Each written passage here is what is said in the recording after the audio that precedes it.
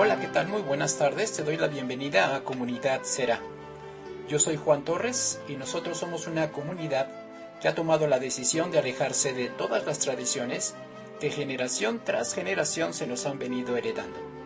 Y vaya que hemos hecho el esfuerzo por deshacernos de todo el equipaje que las religiones se habían encargado de programar en nuestras mentes. Nosotros nos atrevemos a cuestionar sobre qué bases descansan cada una de las creencias que hoy en día se pregonan en la gran mayoría de las iglesias. Así es que decidimos mejor alejarnos de eso, regresar a las escrituras y como niños ir descubriendo, redescubriendo cada una de las cosas que Dios nos ha querido dar a conocer a través de esos escritos que no tenemos ninguna duda son de inspiración divina. Bueno, antes de comenzar quiero invitarte a que nos sigas a través de todas nuestras redes sociales. Nosotros estamos presentes en Instagram y tú puedes interactuar fácilmente con nosotros con @comunidad será en Instagram.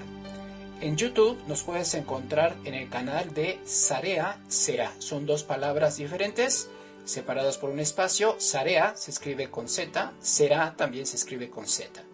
En Facebook tú nos puedes encontrar como facebook.com/comunidad.será.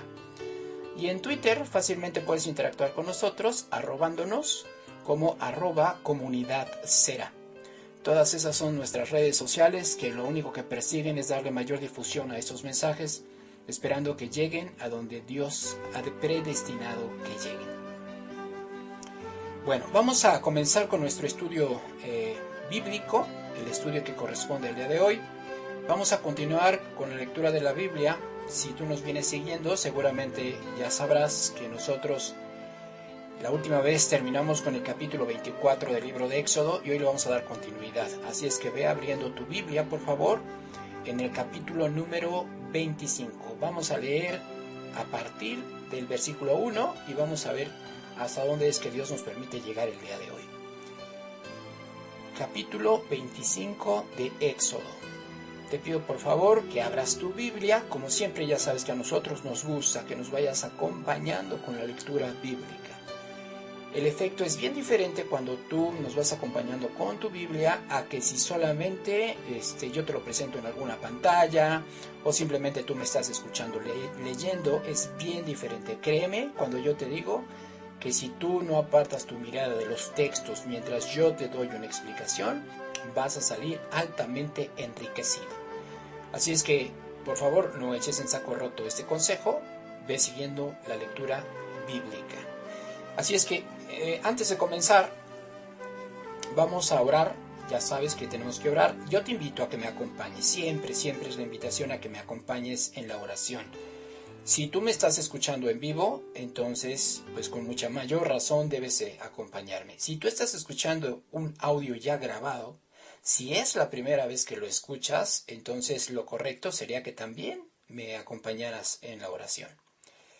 Bueno, cierra tus ojos por favor y vamos a dirigirnos al Padre Celestial para pedir su aval, para pedir que nos acompañe y que se cumpla el propósito de este tiempo que todos hemos destinado para estudiar. Bueno, bendito eres tú, Señor, nuestro Dios, Rey del universo, que nos has ordenado siempre meditar en tu palabra. Nosotros sabemos, Padre, que podemos obtener inteligencia de tus mandamientos. Sabemos que ellos son la ruta para que odiemos todo camino de mentira. Por ello, tu palabra es lámpara a nuestros pies, una gran lumbrera a nuestro caminar, un gran tesoro que podemos heredar a nuestros hijos. Enséñanos, Padre, a gozarnos con tus testimonios, tus mandamientos. Guíanos durante este tiempo de estudio para ser recipientes adecuados de tu gran sabiduría. Te lo pedimos como siempre en el nombre de tu Hijo, Jesús de Nazaret, cuyo nombre original es Yeshua HaMashiach. Amén. Bueno, dijimos capítulo 25 de Éxodo y el capítulo 25 de Éxodo en su versículo 1 dice de la siguiente forma. El Eterno habló a Moisés diciendo, A partir de aquí, y durante ya gran parte de lo que resta del libro de Éxodo, nos vamos a concentrar en el estudio del tabernáculo. A partir de este capítulo y hasta el capítulo final de Éxodo, que tiene 40 capítulos, nos vamos a concentrar en su gran parte en el detalle de lo que es el tabernáculo. Yo siempre me he preguntado por qué Dios destinó tantos capítulos de su Biblia al asunto del tabernáculo. Y yo creo que Dios, en su infinita sabiduría, nos ha querido proveer de una gran cantidad de información. Recordemos que toda la información en la Biblia tiene diferentes maneras de interpretarse. La interpretación simple, que es la que nosotros vamos a dar en su gran mayoría el día de hoy, pero también recordemos que hay una gran cantidad de información en capas, lista y predispuesta para ser encontrada por aquellos que verdaderamente tienen hambre de aprender. Así es que vamos a concentrarnos en el estudio del tabernáculo y dice el versículo 2 de la siguiente forma. Dice, di a los hijos de Israel que tomen para mí ofrenda de todo varón que le diere de su voluntad. De corazón tomaréis mi ofrenda. Dios está solicitando una ofrenda, pero aclara que la ofrenda debía venir de todo varón que la diere de su voluntad, de corazón. No es necesario recurrir a chantajes emocionales para que la gente ofrende. Si Dios no lo hizo, ¿por qué habríamos de hacerlo nosotros?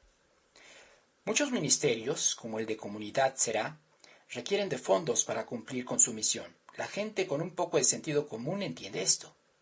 No es necesario forzar a nadie para que apoye a través de sus aportaciones. Es por eso que nosotros aceptamos la ofrenda, pero solo de aquellos que lo hacen de su propia voluntad, convencidos de estar resultando beneficiados de estos estudios y que por eso lo hacen con beneplácito. La palabra hebrea que fue traducida como ofrenda fue la palabra terumá. La terumá es toda propiedad que una persona separa de sus bienes para donarlo a un uso sagrado. Versículo 3. Esta es la ofrenda que tomaréis de ellos: oro, plata, cobre, azul, púrpura, carmesí, lino fino y pelo de cabras. Bueno, cuando tomas tu oro, que es un símbolo de tus riquezas excesivas, tu plata, que es un símbolo de tu riqueza de clase media, y tu cobre, que es el símbolo de aquello que usas para subsistir, y los usas para moldear una realidad conforme al deseo de Dios, entonces estás haciendo una casa de Dios. El asunto del azul es realmente, aquí solamente leemos azul, pero realmente la referencia más concreta sería lana teñida de azul, así como en el caso del carmesí. Carmesí es lana teñida de rojo. El color azul en hebreo es tejelet, y también se menciona en Números 15, versículos 37 al 39. En ese pasaje, Dios le ordena a Israel acerca de los tzitzit, que son un tipo de flecos con franjas azules que debían colocarse en el borde del manto de los vestidos. El versículo de Números 15:39 nos dice que estos eran para que al verlos se acordaran de todos los mandamientos del Eterno, y para que los pusieran por obra, y para que no se fueran en pos de sus corazones o de lo que sus ojos percibían. Una manera de corromperse, por supuesto. De esta manera entendemos que el azul celeste está relacionado con nuestro proceso de santidad. El hilo celeste debería evocar en nosotros la contemplación de los cielos y del trono de Dios. Quizá por ese motivo aquella mujer con flujo de sangre de la que se nos habla en el Nuevo Testamento, evocando esos cielos y ese trono de Dios, aspiró a tan solo tocar los tzitzit de Jesús. Vamos a leerlo. Te pido de favor que vayas a Lucas capítulo 8 y vamos a leer a partir del versículo 43. Lucas capítulo 8 a partir del versículo 43. Vamos a leer solo dos versículos, el 43 y el 44. Bueno, estamos leyendo las instrucciones que Dios le va a dar a Moisés para construir el tabernáculo. Apenas estamos en el asunto de los materiales que se van a usar. Y hemos descubierto que el azul tiene cierta relación con los mandamientos de Dios. Y también hemos dicho que Él le mandó a toda la gente de Israel, principalmente a los varones, que se hicieran unos flecos con franjas de color azul. La conclusión que obtenemos es de que cada que las personas veían esas franjas, tendríamos que recordar o conectarnos con los cielos y con el trono de Dios. Lucas capítulo 8, versículo 43 al 44, dice de la siguiente forma: Pero una mujer que padecía de flujo de sangre desde hacía 12 años y que había gastado en médicos todo cuanto tenía y por ninguno había podido ser curada, se le acercó por detrás y tocó el borde de su manto. Y al instante se detuvo el flujo de sangre. Así es que cuando nosotros leemos el borde de su manto, realmente la gente que no tiene el conocimiento de la Torá, pues piensa que simplemente fue y tocó la orilla del manto. Pero hoy sabemos que lo que esa mujer aspiró a tocar eran los tzitzit de Jesús. Esos tzitzit que se describen en el libro de Números capítulo 15. Pero ella no fue la única que sabía lo que esas franjas azules significaban en el manto de Jesús. Vamos a ver Mateo capítulo 14. Mateo capítulo 14 y vamos a leer los versículos del 34 al 36. Así es que hoy entendemos que cuando nosotros leemos en nuestra Biblia al español de que la gente tocaba el borde del manto de Jesús, no era simplemente la orilla del manto, era unos flecos que todo judío llevaba, que tienen el nombre de tzitzit, y cuya descripción se encuentra en el libro de Números, capítulo 15. Así es que vamos a Mateo, capítulo 14, y vamos a leer a partir del 34 y vamos a leer hasta el 36. Dice de la siguiente forma: Y terminada la travesía, vinieron a tierra de Genezaret. Cuando le conocieron los hombres de aquel lugar, enviaron noticia para toda aquella tierra alrededor, y trajeron a él todos los enfermos, y le rogaban que les dejase tocar solamente el borde de su manto, y todos los que lo tocaron quedaron sanos. Así es que hoy sabemos que los judíos de aquella época sabían muy bien lo que significaba ese color azul en el borde del manto de Jesús. Ahora, ¿qué hay con el color púrpura? Bueno, el color púrpura o morado es la combinación del rojo y el azul. Hay quien dice que esta es una manera de simbolizar al hombre, al ser humano. En cuanto al color carmesí, tenemos algo muy interesante. La palabra hebrea que fue traducida como carmesí fue la palabra tolaat. Esta palabra tiene el Strong H8438. De acuerdo al Strong, esta palabra también puede ser traducida como gusano. De hecho, en la Biblia esta palabra fue traducida como escarlata, carmesí y grana. Todas estas palabras se usan para describir un color rojo intenso. Ahora, ¿qué tiene que ver un gusano con el color rojo? Se dice que las telas eran teñidas de rojo con un tinte que se obtenía de un determinado tipo de gusano. Pero hay cosas todavía más interesantes en esto. Uno de los salmos proféticos más grandiosos que tenemos es el Salmo 22. Ese salmo habla sobre el sufrimiento y muerte de Jesús 1000 años antes de que sucediera. El versículo 1 de ese salmo dice: Dios mío, ¿por qué me has abandonado? Cientos de años después, esas serían las mismas palabras que Jesús pronunciaría durante su agonía en la cruz. El Maestro no dejó de enseñarnos nunca. Aún en sus momentos de sufrimiento, Él nos estaba guiando. Nos estaba diciendo algo. Lean el Salmo 22, porque Él habla de mí. Cuando vamos a ese salmo, leemos que en el versículo 6 dice: yo soy gusano. Ya vimos que uno de los colores que se iban a usar para la construcción del tabernáculo era el color rojo. También ya entendimos que este color está relacionado con un tipo de gusano. Además, el Salmo 22 identifica a Jesús como un gusano. ¿Cómo se relaciona todo esto? La respuesta automática es la sangre roja. Por eso Jesús dice que es gusano, porque su sangre trajo a nosotros la posibilidad de salvación. Sin embargo, hay cosas mucho más profundas que esas. En la antigüedad existía un gusano llamado carmesí. Tú lo puedes incluso buscar con su nombre científico, que es Coccus ilices. Te lo voy a deletrear. Se escribe con Coccus-I-L-C-I-S.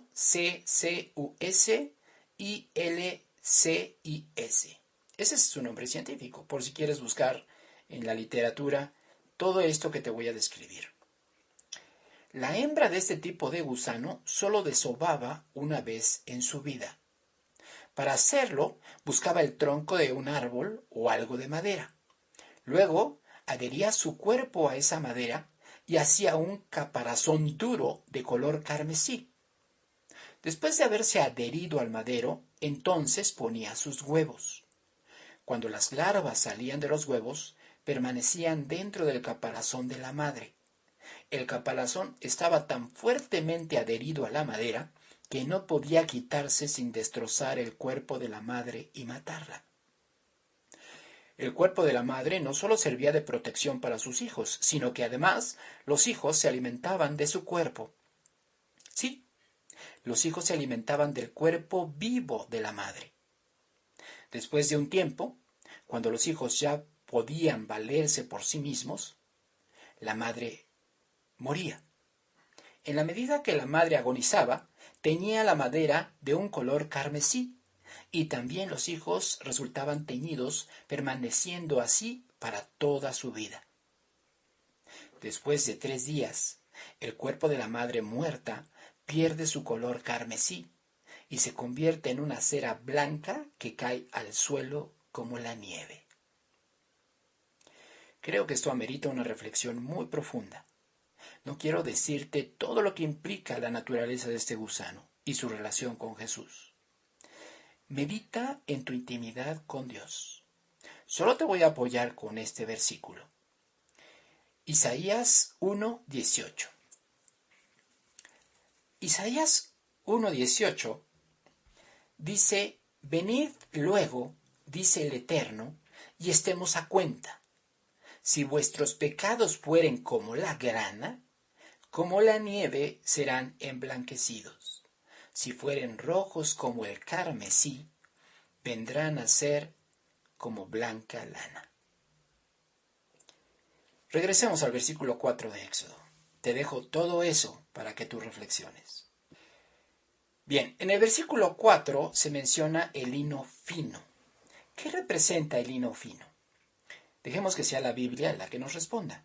En Apocalipsis capítulo 19, versículos 7 y 8, dice de la siguiente forma: Gocémonos y alegrémonos y démosle gloria, porque han llegado las bodas del Cordero y su esposa se ha preparado. Y a ella se le ha concedido que se vista de lino fino, limpio y resplandeciente, porque el lino fino es las acciones justas de los santos. Así es que con esto nosotros nos damos cuenta que es el lino fino. ¿Qué es el lino fino? Las acciones justas de los santos. Por último, llama la atención que la palabra hebrea que es traducida como lino es la palabra shesh, la cual literalmente significa 6, el número que la Biblia refiere como el número de hombre. Y así podríamos ir versículo a versículo tratando de entender todos los simbolismos relacionados con el tabernáculo, pero creo que nunca terminaríamos. Es por eso que la Torá es una fuente de sabiduría infinita. A partir de este versículo me concentraré en el significado simple del texto y solo expondré algunos simbolismos. Te invito a que tú hagas el resto. Versículo 5. Pieles de carnero teñidas de rojo, pieles de tejones, madera de acacia. Las pieles eran teñidas de rojo después de ser curtidas.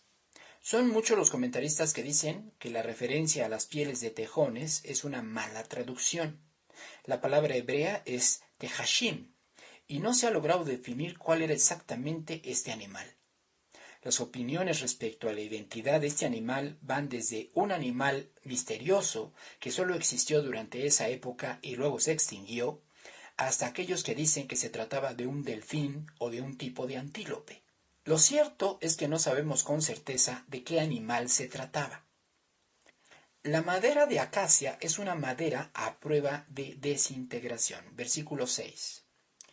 Aceite para el alumbrado, especias para el aceite de la unción y para el incienso aromático.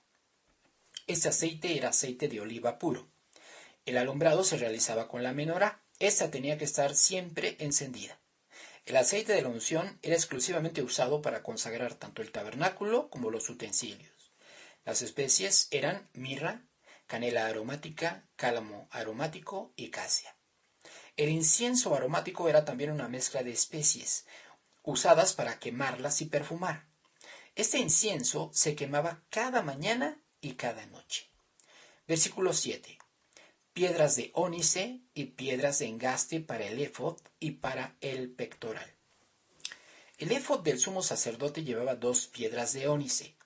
Las piedras de engaste eran piedras de relleno. Estas piedras eran una especie de montura con cavidades cóncavas hechas de oro para alojar las piedras de ónice. Tanto el éfod como el pectoral eran vestiduras exclusivas para el sumo sacerdote. Versículo 8. Y harán un santuario para mí, y habitaré en medio de ellos. Dios pide que le hagan un santuario, es decir, un lugar consagrado para su habitación. Aquí vale la pena hacer esta observación. Si dice, hagan un santuario para mí, ¿por qué dice, y habitaré en medio de ellos? ¿No sería más lógico que dijera, hagan un santuario para mí, y habitaré en él? Creo que aquí podemos obtener una conclusión interesante. La presencia divina no residía en el tabernáculo a causa de la naturaleza del tabernáculo, sino que residía en el tabernáculo a causa de los israelitas. Ellos eran el verdadero santuario. Esta interpretación se ajusta a lo que Yeshua le explicó a la mujer samaritana. Y ahí sí te voy a pedir que vayamos. Vamos a Juan, capítulo 4. Juan, capítulo 4, busca el versículo 20.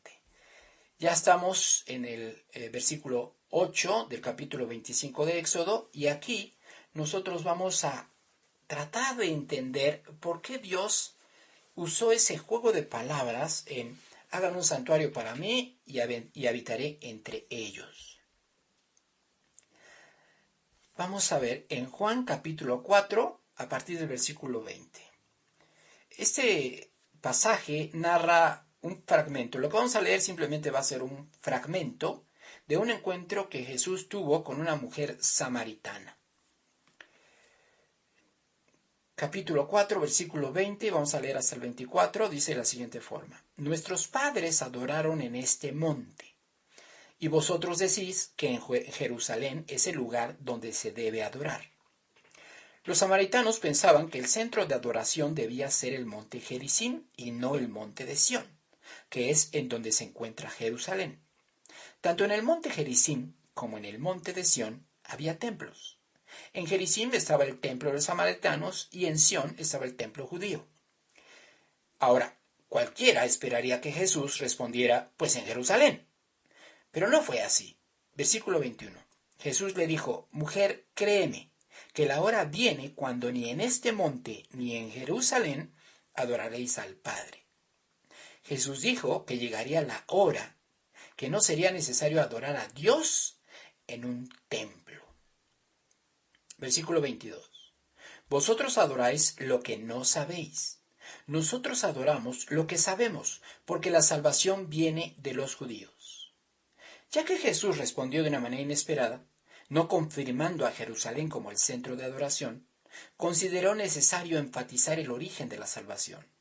Esto es algo que la gente debería tener muy presente hoy en día. Dice, la salvación viene de los judíos. Versículo 23. Mas la hora viene, y ahora es, cuando los verdaderos adoradores adorarán al Padre en espíritu y en verdad.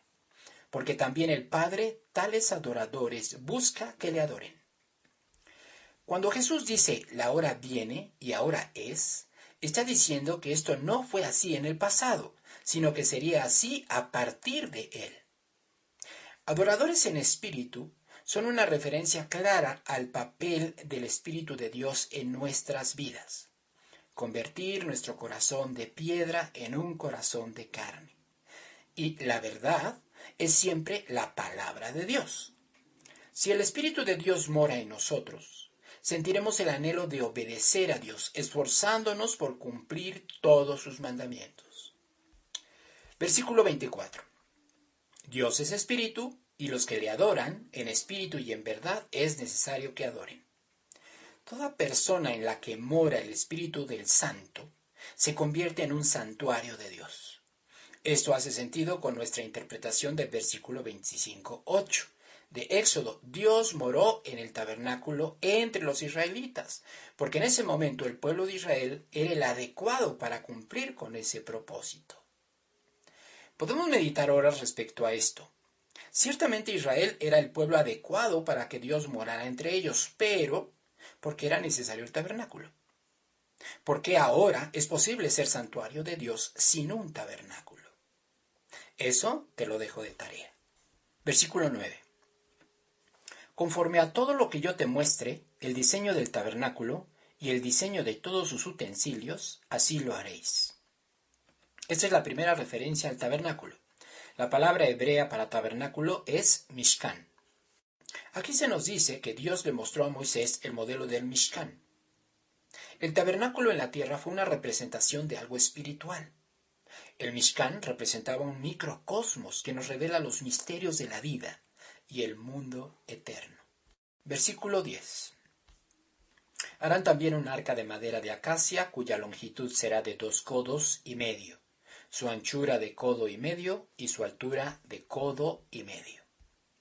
En este versículo 25:10 se menciona por primera vez en toda la Biblia esta arca.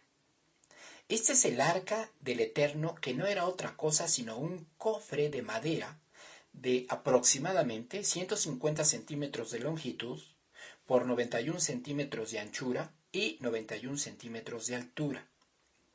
A lo largo de toda la Biblia se hace referencia a esta arca como el arca del testimonio, el arca del pacto, el arca del Eterno y arca santa.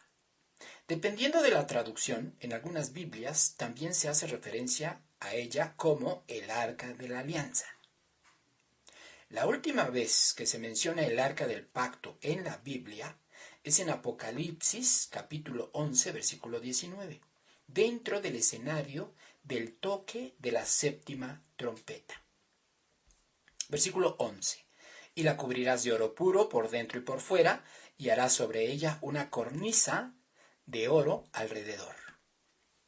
El cofre de madera debía ser recubierto de oro por dentro y por fuera.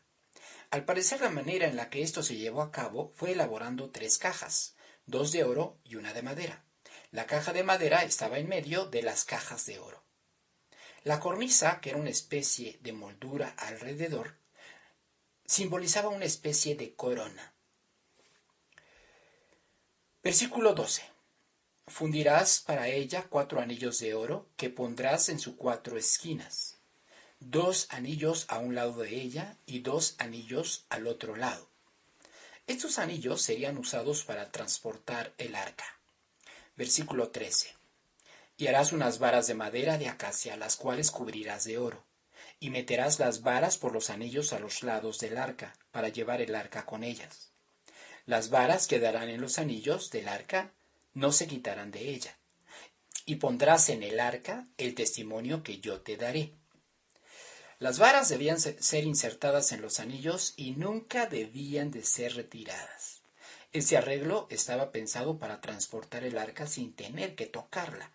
Solo se podían agarrar las varas.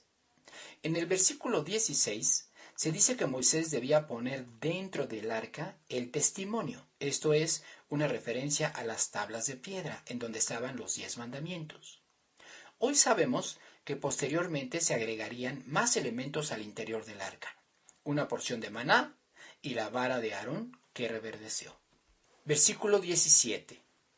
Y harás un propiciatorio de oro fino, cuya longitud será de 2,5 codos, y su anchura de 1,5 codos. Hasta ese momento, el cofre estaba abierto por la parte superior. La manera de cubrirlo y así cerrarlo sería a través de una tapa de oro que la Biblia llama propiciatorio. En hebreo, caporet. Las medidas que se nos dan en este versículo corresponden exactamente a la longitud y anchura del cofre, algo así como 117 centímetros por 67 centímetros. El origen de la palabra hebrea traducida al español como propiciatorio significa rescate. Versículo 18. Harás también 2 querubines de oro labrados a martillo y los harás en los 2 extremos del propiciatorio. Harás pues un querubín en un extremo y un querubín en el otro extremo. De una pieza con el propiciatorio harás los querubines en sus 2 extremos. Y los querubines se extenderán por encima las alas, cubriendo con sus alas el propiciatorio. Sus rostros, el uno enfrente del otro, mirando al propiciatorio los rostros de los querubines. Si el arca es una representación física de algo espiritual, entonces Dios mora entre querubines.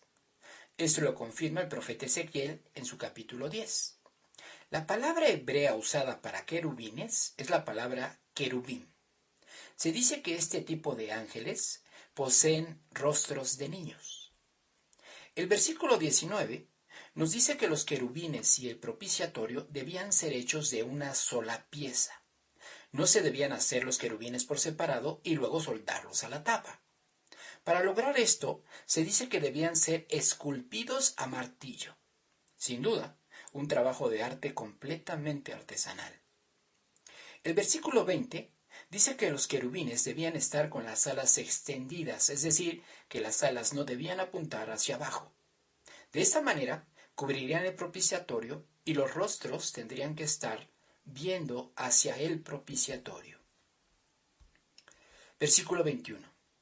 Y pondrás el propiciatorio encima del arca, y en el arca pondrás el testimonio que yo te daré.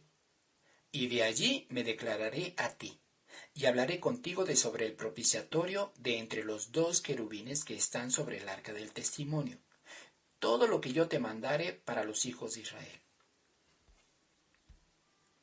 Dios le dice a Moisés que le hablaría desde el propiciatorio de entre los 2 querubines. Ese sería su punto de encuentro. Versículo 23. Harás asimismo una mesa de madera de acacia. Su longitud será de 2 codos y de 1 codo su anchura y su altura de 1,5 codos.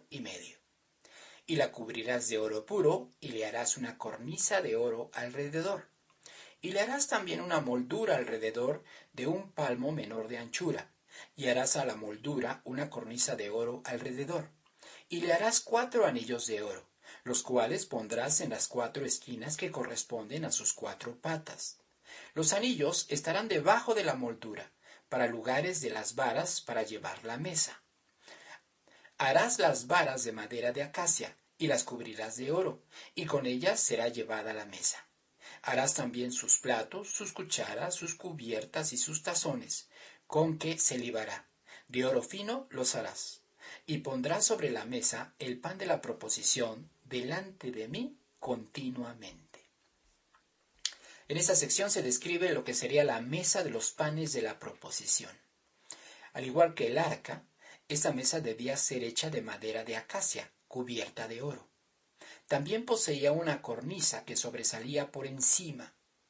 Las dimensiones aproximadas de esta mesa eran de 121 centímetros de longitud, por 61 centímetros de anchura, por 46 centímetros de altura.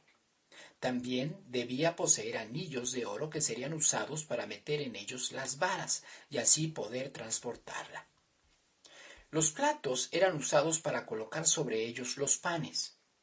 Las cucharas eran usadas para colocar sobre ellas incienso, pero sin quemarlo. Se quemaba después. Lo que aquí se nos traduce como tazones parece no ser una traducción exacta. El hebreo nos hace referencia a algo redondo. Por este motivo, hay quienes dicen que se trataba de medios tubos, algo así como tubos cortados a la mitad de manera longitudinal. De acuerdo a esa versión, 3 de estos medios tubos eran usados para colocarlos entre pan y pan, y de esta manera evitar que los panes se llenaran de mojo. Los panes eran apilados en 2 columnas, 6 panes en cada una de ellas, representando las 12 tribus de Israel. Los panes eran renovados cada día de Shabbat. El pan que se retiraba de la mesa era destinado para el consumo de los sacerdotes y sólo entonces se quemaba el incienso en el altar, del cual se nos dará la descripción en el capítulo 27. Otro dato interesante respecto a los panes es que este versículo 30 lo llama pan de la proposición, pero en el hebreo la frase hebrea es lehem hapanim, que literalmente se traduciría como los panes de los rostros. Debido a esto, hay quien dice que la forma de los panes era especial, no como la conocemos en la actualidad. Todos los utensilios debían de ser de oro. Versículo 31. Harás además un candelero de oro puro, labrado a martillo se hará el candelero. Su pie, su caña, sus copas, sus manzanas y sus flores serán de lo mismo.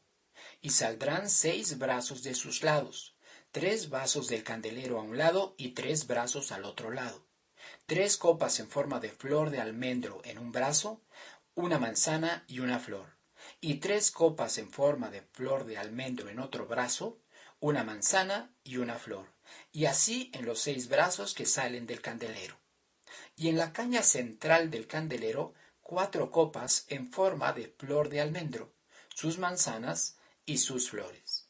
Habrá una manzana debajo de 2 brazos del mismo, otra manzana debajo de otros 2 brazos del mismo, y otra manzana debajo de los otros 2 brazos del mismo.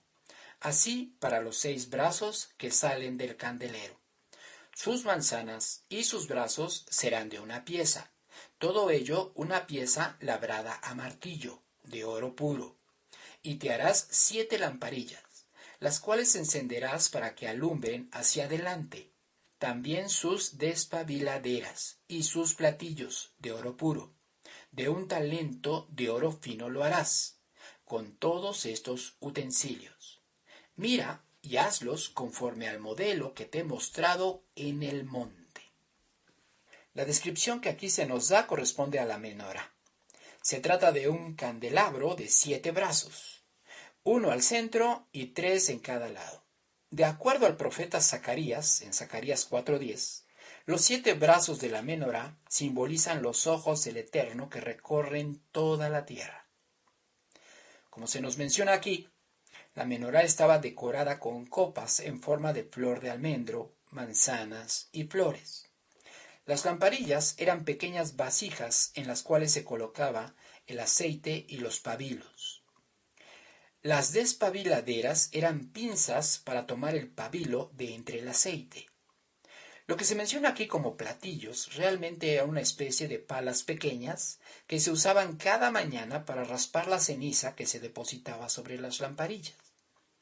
Tanto la menorá como los utensilios debían hacerse de oro. El capítulo termina diciendo que el modelo de todo lo que se ha descrito aquí le fue mostrado a Moisés en el monte. Y ahora sí, vamos al capítulo 26. Capítulo 26, versículo 1, dice de la siguiente forma. Harás el tabernáculo de 10 cortinas de lino torcido, azul, púrpura y carmesí, y lo harás con querubines de obra primorosa. Todo este capítulo solamente nos describe la construcción de la tienda del tabernáculo. Este capítulo no incluye la parte que corresponde al atrio, es decir, a la parte no techada.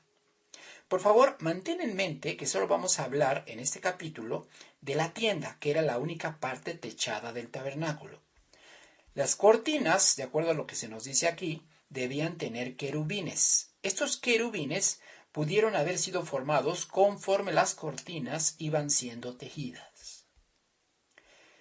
Versículo 2. La longitud de una cortina de 28 codos y la anchura de la misma cortina de 4 codos. Todas las cortinas tendrán una misma medida.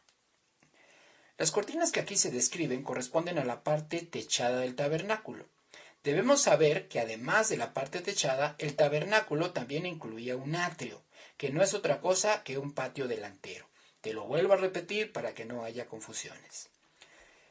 Versículo 3. 5 cortinas estarán unidas una con la otra, y las otras 5 cortinas unidas una con la otra.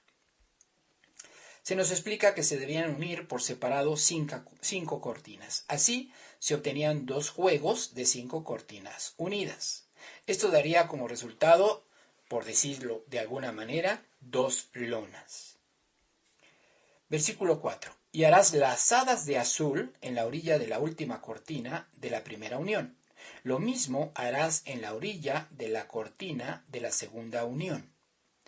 50 lazadas harás en la primera cortina y 50 lazadas harás en la orilla de la cortina que está en la segunda unión. Las lazadas estarán contrapuestas la una con la otra. Ok, aquí se nos explica que debían hacerse 50 lazadas a lo largo de la orilla de cada una de las lonas que se habían obtenido. Solo debían hacerse en uno de los 2 lados para cada lona. Además, tenían que estar contrapuestas. Esto nos indica que debían ser distribuidas de manera uniforme y debían ser coincidentes para cada lona. Aquí se vislumbra que estas 2 lonas serían unidas. El siguiente versículo nos explica la manera en la que serían unidas. Harás también 50 corchetes de oro, con los cuales enlazarás las cortinas la una con la otra y se formará un tabernáculo. Esos corchetes eran unos ganchos de oro que unían ambas lonas obteniendo una sola. Versículo 7. Harás asimismo cortinas de pelo de cabra para una cubierta sobre el tabernáculo. 11 cortinas harás. Como acabamos de leer, el primer juego de cortinas fueron tejidas con lana azul, lana púrpura y lana carmesí. Ahora se nos describe un segundo juego de cortinas, las cuales debían de ser tejidas con pelo de cabra. En este caso fueron más cortinas. Las primeras fueron 10 y estas fueron 11. Versículo 8. La longitud de cada cortina será de 30 codos y la anchura de cada cortina de 4 codos. Una misma medida tendrán las 11 cortinas. Estas cortinas eran un poco más largas que las anteriores. El ancho era exactamente el mismo, pero el largo tenía una diferencia de aproximadamente de 1 metro. Versículo 9. Y unirás 5 cortinas aparte y las otras 6 cortinas aparte, y doblarás la 6ª cortina en el frente del tabernáculo. En este caso se debían unir 2 juegos, una de 5 cortinas y otro de 6 cortinas. Se dice que la 6ª cortina debía quedar hacia el frente del tabernáculo. Quizá lo puedas entender un poco más adelante cuando te describa el arreglo. En nuestra página hay una sección que se refiere a imágenes de los estudios. Puedes buscar estas imágenes y seguramente las vas a identificar. Creo que en este caso sí funcionan las imágenes para ayudarnos a entender un poquito más el arreglo que se nos describe aquí. Versículo 10. Y harás 50 lazadas en la orilla de la cortina al borde de la unión y 50 lazadas en la orilla de la cortina de la segunda unión. Harás asimismo 50 corchetes de bronce, los cuales meterás por las lazadas y enlazarás las uniones para que se haga una sola cubierta. Dado que estos 2 juegos de cortinas también se iban a unir, también eran necesarias las lazadas en donde se alojarían los 50 ganchos. Versículo 12. Y la parte que sobra de las cortinas de la tienda, la mitad de la cortina que sobra, colgará a espaldas del tabernáculo. Aquí se nos dice que sobra media cortina. Eso quiere decir que la otra mitad correspondió a la que se nos describe en el versículo 9. De esta manera, media cortina quedaba al frente y media cortina quedaba en la parte de atrás. Versículo 13. Y un codo de un lado y otro codo del otro lado, que sobra a lo largo de las cortinas de la tienda, colgará sobre los lados del tabernáculo y a un lado y al otro para cubrirlo. También se nos dice que habría un sobrante a lo largo. Este sobrante debía ser distribuido en los dos lados de la tienda. Versículo 14. Harás también a la tienda una cubierta de pieles de carneros teñidas de rojo, y una cubierta de pieles de tejones encima. También se nos habla de dos cubiertas adicionales, una de pieles de carnero y otra de pieles de tejones. Se asume que dado que solo eran cubiertas, sus dimensiones debían corresponder a la superficie de la tienda. Hasta aquí tenemos 4 lonas. Este versículo marca el final de la descripción de las cubiertas, o las lonas, como quieras llamarle, que cubrían la parte techada del tabernáculo. Lo que resta del capítulo nos describirá la estructura de la tienda. Versículo 15. Y harás para el tabernáculo tablas de madera de acacia que estén derechas. La longitud de cada tabla será de 10 codos, y de codo y medio la anchura. Estas tablas tenían una longitud aproximada de 6 metros por 91 centímetros de ancho. Versículo 17. 2 espigas tendrá cada tabla para unirlas una con otra. Así harás todas las tablas del tabernáculo. Estas espigas debían estar en la parte baja de la tabla. Harás pues las tablas del tabernáculo, 20 tablas al lado del mediodía al sur. Si eran 20 tablas y cada tabla tenía un codo y medio de ancho, entonces tenemos un total de 30 codos. Esto nos da la medida de la tienda a lo largo. 30 codos equivalen aproximadamente a 18 metros. Versículo 19. Y harás 40 basas de plata debajo de las 20 tablas, 2 basas debajo de una tabla para sus 2 espigas, y 2 basas debajo de otra tabla para sus 2 espigas. Estas basas eran bases para cada tabla. Estas bases debían tener un hueco para que la espiga de las tablas se empotrara. Por cada tabla se requerían 2 basas. Es por eso que se pidió que se hicieran 40 basas para 20 tablas. Versículo 20. Y al otro lado del tabernáculo, al lado del norte, 20 tablas. Y sus 40 basas de plata, 2 basas debajo de una tabla y 2 basas debajo de otra tabla. Aquí se repite la instrucción para el otro lado del tabernáculo. Versículo 22. Y para el lado posterior del tabernáculo, al occidente, harás 6 tablas. Harás además 2 tablas para las esquinas del tabernáculo en los 2 ángulos posteriores, las cuales se unirán desde abajo, y asimismo se juntarán por su alto con un gozne. Así será con las otras 2. Serán para las 2 esquinas. Se juntarán por su alto con un gozne significa que las tablas se unirían por la punta con anillos. Versículo 25. De suerte que serán 8 tablas con sus basas de plata, 16 basas, 2 basas debajo de una tabla y 2 basas debajo de otra tabla. Del versículo 22 al 25 se nos describe la parte trasera de la tienda. Se nos dice que tendrían que usarse un total de 8 tablas, de las mismas medidas que las anteriores. Por lo tanto, la parte trasera tendría una longitud de 8 tablas. Por 1,5 codos, cada tabla nos da un total de 12 codos, que equivalen aproximadamente a 7.3 metros. Así obtenemos las medidas del rectángulo que formaba la tienda del tabernáculo, 30 codos por 12 codos. Versículo 26. Y harás también 5 barras de madera de acacia para las tablas de un lado del tabernáculo, y 5 barras para las tablas del otro lado del tabernáculo, y 5 barras para las tablas del lado posterior del tabernáculo, al occidente. Y la barra de en medio pasará por en medio de las tablas de un extremo al otro, y cubrirás de oro las tablas, y harás sus anillos de oro para meter por ellos las barras. También cubrirás de oro las barras. Y alzarás el tabernáculo conforme al modelo que te fue mostrado en el monte.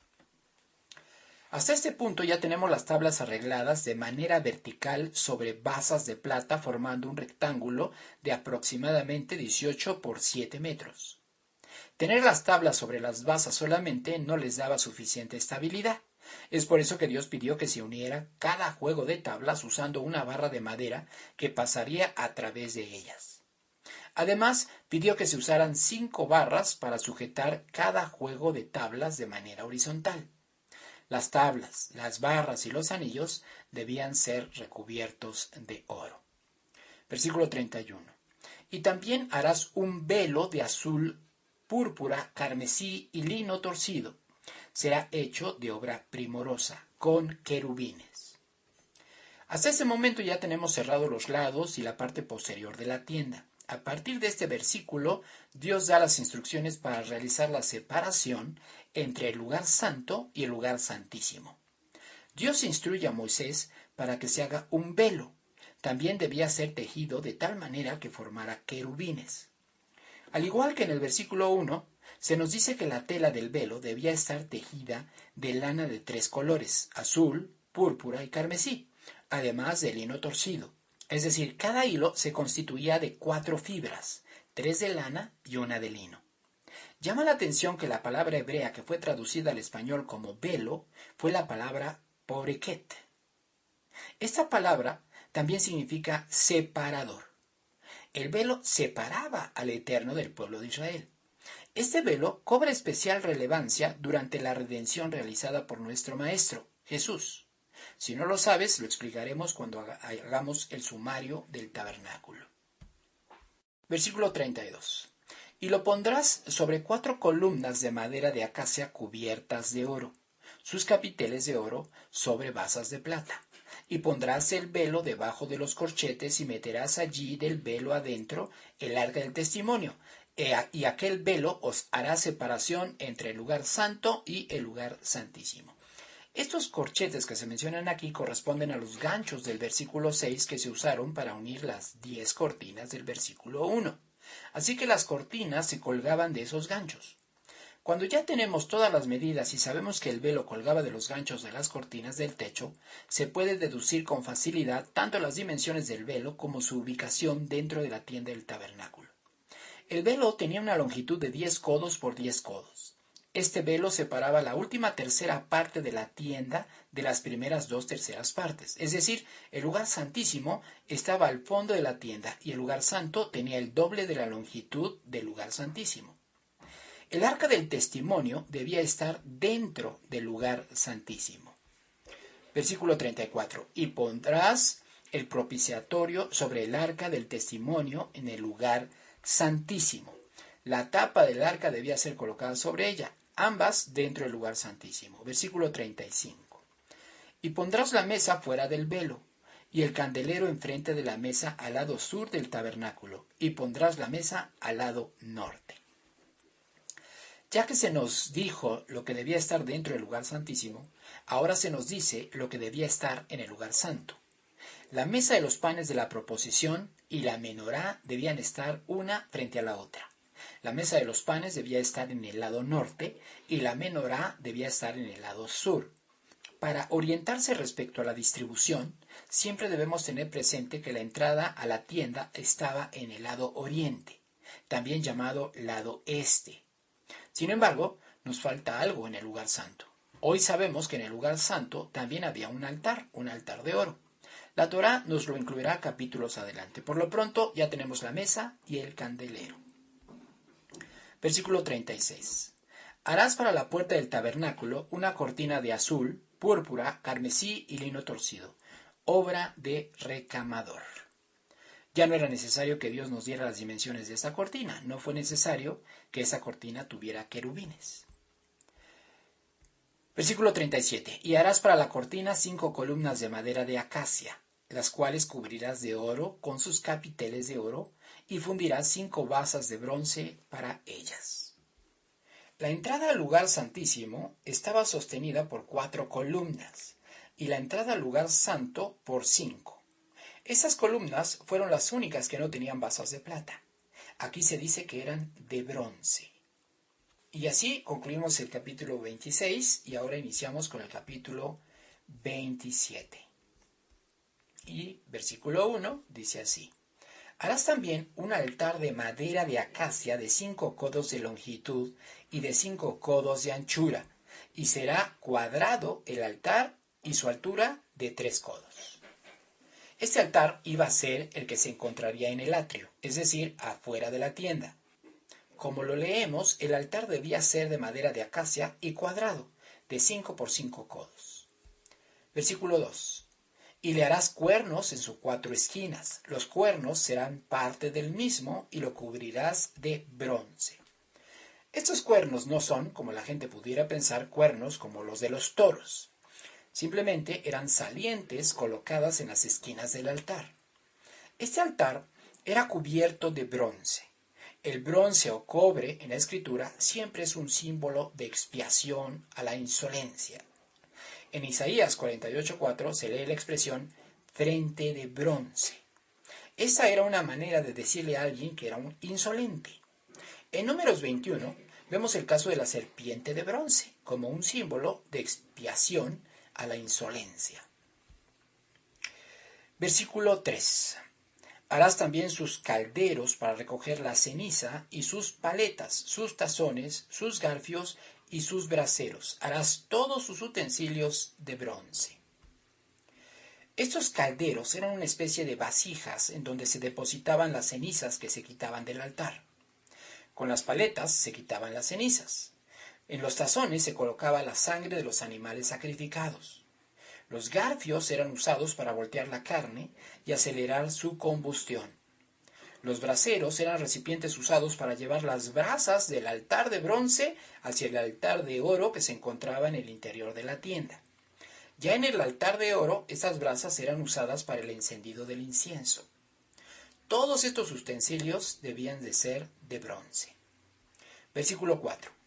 Y le harás un enrejado de bronce de obra de rejilla, y sobre la rejilla harás 4 anillos de bronce a sus 4 esquinas. Y la pondrás dentro del cerco del altar bajo, y llegará la rejilla hasta la mitad del altar. Este enrejado de bronce debía ser colocado en la parte media del altar. En las esquinas de este enrejado se colocarían los anillos que serían usados para su transportación. Versículo 26. Harás también varas para el altar, varas de madera de acacia, las cuales cubrirás de bronce. Y las varas se meterán por los anillos, y estarán aquellas varas a ambos lados del altar cuando sea llevado. Recordemos que toda la descripción corresponde a un santuario portátil. Por ese motivo, Dios contempló todos los detalles para cargar cada uno de los componentes del tabernáculo. Los anillos y las varas eran la manera de transportar los elementos más importantes.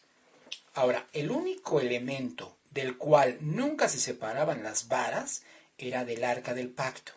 El resto de los elementos se usaban las varas únicamente para su transportación. Una vez que el tabernáculo ya quedaba establecido, las varas eran retiradas. Pero en el caso del arca eso no sucedía. El arca siempre debía tener sus varas. Versículo 8. Lo harás hueco de tablas de la manera que te fue mostrado en el monte. Así lo harás. Seguimos hablando del altar. Entendemos que este altar tenía que ser hueco por cuanto iba a ser usado para quemar carne. El hueco estaba en medio del altar. Versículo 9. Aquí vamos a empezar con otra sección. Dice, asimismo harás el atrio del tabernáculo. Al lado meridional, al sur, tendrá el atrio cortinas de lino torcido de 100 codos de longitud para un lado. Los siguientes 10 versículos se concentran en describir la periferia del tabernáculo, lo que rodearía al atrio. En este versículo se nos dice que el lado meridional, el lado sur, mediría 100 codos. Y todo este lado tendría que ser cubierto con cortinas de lino. Esas cortinas debían tener perforaciones para que no se tuviera el inconveniente de las ráfagas del viento. Sin esas perforaciones, se corría el riesgo que fuertes ráfagas de viento pudieran arrancar las cortinas. Versículo 10. Sus 20 columnas y sus 20 basas serán de bronce, los capiteles de las columnas y sus molduras de plata. Este lado debía tener 20 columnas. Si la longitud total era de 100 codos, entonces había una columna cada 5 codos. Los capiteles y las molduras eran adornos que se encontraban en la punta de las columnas. En este caso debían ser de plata. Versículo 11. De la misma manera, al lado del norte habrá a lo largo cortinas de 100 codos de longitud, y sus 20 columnas con sus 20 basas de bronce, los capiteles de sus columnas y sus molduras de plata. Se repite la misma instrucción para el lado norte. Con esta descripción ya tenemos la longitud total del tabernáculo, 100 codos. Versículo 12. El ancho del atrio del lado occidental tendrá cortinas de 50 codos, sus columnas 10 con sus 10 basas. Y en el ancho del atrio por el lado del oriente, al este, habrá 50 codos. Con estos dos versículos nos damos cuenta que el área que ocupaba el tabernáculo era completamente rectangular, de 100 por 50 codos. Las columnas y basas eran las mismas que para las paredes laterales. Versículo 14. Las cortinas a un lado de la entrada serán de 15 codos, sus columnas 3, con sus 3 basas, y al otro lado 15 codos de cortinas, sus columnas 3 con sus 3 basas. Y para la puerta del atrio habrá una cortina de 20 codos de azul, púrpura y carmesí, lino torcido, obra de recamador, sus columnas 4 con sus 4 basas. Aquí se nos describe la entrada, es decir, la puerta. Las cortinas y columnas del frente no podían tener continuidad. Si hubiera sido así, la única manera de entrar al tabernáculo hubiera sido saltándolo. Es por eso que aquí se nos dice que del total de 50 codos que mide al frente, debían dividirse en dos de 15 codos, los que quedaban a los extremos, y uno de 20 codos, el que quedaría al frente. De esta manera tendríamos dos aberturas para entrar al tabernáculo. Versículo 17. Todas las columnas alrededor del atrio estarán ceñidas de plata, sus capiteles de plata y sus basas de bronce. La longitud del atrio será de 100 codos y la anchura de 50 codos por un lado y 50 por el otro, y la altura de 5 codos, sus cortinas de lino torcido y sus basas de bronce. Estas medidas ya las habíamos deducido. Versículo 19. Todos los utensilios del tabernáculo en todo su servicio y todas sus estacas del atrio serán de bronce. ¿Qué dijimos que simboliza el bronce? Expiación. Bueno, pues aún las estacas debían ser de bronce. Tanto la tienda como el atrio debían tener estacas. Con ellas se sujetaban las cortinas a la tierra para darle tensión y firmeza a las telas. Versículo 20. Y mandarás a los hijos de Israel que te traigan aceite puro de olivas machacadas para el alumbrado, para hacer arder continuamente las lámparas. En el tabernáculo de reunión, afuera del velo que está delante del testimonio, las pondrá en orden a Aarón y sus hijos para que ardan delante del Eterno desde la tarde hasta la mañana, como estatuto perpetuo de los hijos de Israel por sus generaciones. Este aceite de olivas debía de ser puro para ser usado en la menorá, y la menorá nunca debía ser apagada. Había otro tipo de aceite de oliva que se usaba para las ofrendas de harina, las cuales no exigían tanta pureza en el aceite. Hasta aquí, Dios ya casi terminó de dar todas las instrucciones para el armado del tabernáculo. Quizás ya podemos obtener algunas simbologías, al menos aquellas que se distinguen con mayor claridad. El tabernáculo le daba al pueblo de Israel la oportunidad de repetir una y otra vez la experiencia vivida en el monte Sinaí. En el propiciatorio, sobre el arca, se manifestaría la gloria de Dios, pero no cualquier persona podía entrar allí. Solo el sumo sacerdote, una vez al año, y Moisés, que era el único con acceso libre y directo. Él podía entrar cada que le era necesario hablar con Dios. Esta fue la manera en la que Dios le dio a Moisés todos los mandamientos que aparecen en los primeros 5 libros de la Biblia. Todo lo que nosotros leemos en esos primeros 5 libros de la Biblia se le fue dado en su gran mayoría cuando Moisés entraba al lugar santísimo. Así que de la misma manera que solo Moisés subió al monte Sinaí para encontrarse con Dios en la nube espesa, así también el punto de reunión en el Mishkan era la nube que aparecía entre los querubines, encima del propiciatorio, dentro del lugar santísimo. Antes de entrar a la nube espesa, Moisés tuvo que estar 6 días abajo de una nube. Esto lo leemos en Éxodo 24:16. Por lo tanto, esta es una representación del lugar santo. La montaña como tal representa el atrio del tabernáculo. Y el pie de la montaña es lo que separaba al pueblo de la montaña. Por lo tanto, esto es equivalente a la puerta del tabernáculo. Actualmente no hay tabernáculo ni templo. Eso nos deja la posibilidad de cumplir con solamente 369 mandamientos, ya que el resto están relacionados con el tabernáculo o el templo. La mayoría de estos 369 mandamientos son negativos, es decir, restrictivos. Si ya hemos comentado que esos mandamientos representan todas esas cosas en las que el hombre suele pecar, ¿cómo encontramos entonces la posibilidad de ser perdonados?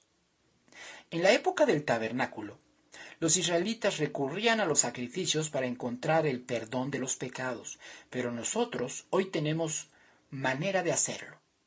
Reiteradamente, durante la lectura de estos versículos, leímos que Dios le había mostrado a Moisés el tabernáculo original, el cual está en esa dimensión en la que Dios habita, en el mundo espiritual. ¿Será que actualmente algún sumo sacerdote entra a ese santuario para tramitar nuestra redención? Vamos a leerlo. Vamos a Hebreos capítulo 9, versículo 1. Aquí vamos a darle una lectura continua. No voy a invertir tiempo en explicártelo. Hebreos capítulo 9. Dice así, versículo 1. Ahora bien, aún el primer pacto tenía ordenanzas de culto y un santuario terrenal, porque el tabernáculo estaba dispuesto así. En la primera parte, llamada el lugar santo, estaba el candelabro, la mesa y los panes de la proposición. Tras el segundo velo estaba la parte del tabernáculo llamada el lugar santísimo, el cual tenía un incensario de oro y el arca del pacto cubierta de oro por todas partes, en la que estaba una urna de oro que contenía el maná, la vara de Aarón que reverdeció y las tablas del pacto, y sobre ella los querubines de gloria que cubrían el propiciatorio, de las cuales cosas no se puede hablar ahora en detalle. Y así, dispuestas estas cosas, en la primera parte del tabernáculo entran los sacerdotes continuamente para cumplir los oficios del culto.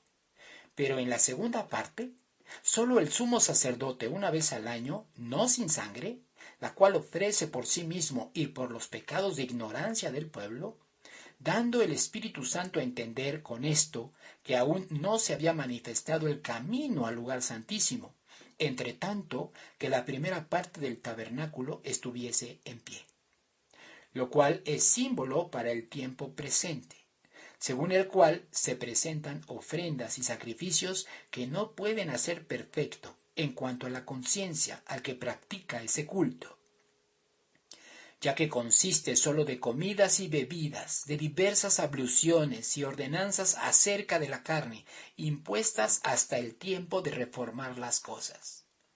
Pero estando ya presente Cristo, sumo sacerdote de los bienes venideros, por el más amplio y más perfecto tabernáculo no hecho de manos, es decir, no de esta creación, y no por sangre de machos cabrios ni de becerros, sino por su propia sangre, entró una vez para siempre en el lugar santísimo, habiendo obtenido eterna redención.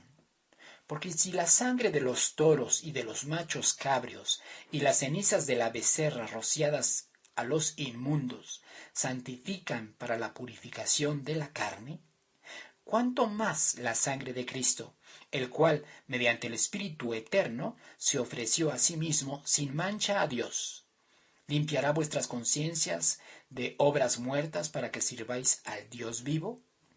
Así que, por eso es mediador de un nuevo pacto, para que interviniendo muerte para la remisión de las transgresiones que había bajo el primer pacto, los llamados reciban la promesa de la herencia eterna. Porque donde hay testamento es necesario que intervenga muerte del testador. Porque el testamento con la muerte se confirma, pues no es válido entre tanto que el testador vive, de donde ni aún el primer pacto fue instituido sin sangre. Porque habiendo anunciado Moisés todos los mandamientos de la ley a todo el pueblo, tomó la sangre de los becerros, de los machos cabrios, con agua, lana, escarlata e hisopo, y roció el mismo libro y también a todo el pueblo, diciendo: esa es la sangre del pacto que Dios os ha mandado. Y además de esto, roció también con la sangre del tabernáculo a todos los vasos del ministerio. Y casi todo es purificado según la ley, con sangre, y sin derramamiento de sangre no se hace remisión. Fue pues necesario que las figuras de las cosas celestiales fuesen purificadas así, pero las cosas celestiales mismas con mejores sacrificios que estos. Porque no entró Cristo en el santuario hecho de mano, figura de verdadero, sino en el cielo mismo, para presentarse ahora por nosotros ante Dios. Y no para ofrecerse muchas veces, como entra el sumo sacerdote en el lugar santísimo cada año con sangre ajena. De otra manera, le hubiera sido necesario padecer muchas veces desde el principio del mundo. Pero ahora, en la consumación de los siglos, se presentó una vez para siempre, por el sacrificio de sí mismo, para quitar de en medio el pecado. Y de la manera que está establecido para los hombres que mueran una sola vez, y después de esto, el juicio. Así también, Cristo fue ofrecido una sola vez para llevar los pecados de muchos, y aparecerá por segunda vez, sin relación con el pecado, para salvar a los que le esperan. Oremos. Padre Celestial, te damos muchas gracias por todo lo que nos has enseñado el día de hoy. Hoy entendemos que ese santuario en donde tú deseas manifestarte reside en nosotros. Pero no hubiera sido posible si nuestro Redentor no hubiera limpiado nuestras conciencias. Son las obras muertas, aquellas que se hacen sin sentido y sin propósito, las que no permiten que nos acerquemos a ti. Fue Jesús quien abrió el camino, quien nos dio acceso a ti. Él es el mediador de este pacto mediante el cual podemos recibir la promesa de una herencia eterna. Así, tenemos la certeza que nuestro sumo sacerdote Jesús entró a ese tabernáculo celestial para lograr nuestra redención. Gracias. Gracias por tanto amor y tanta misericordia. En el nombre de Yeshua HaMashiach. Amén.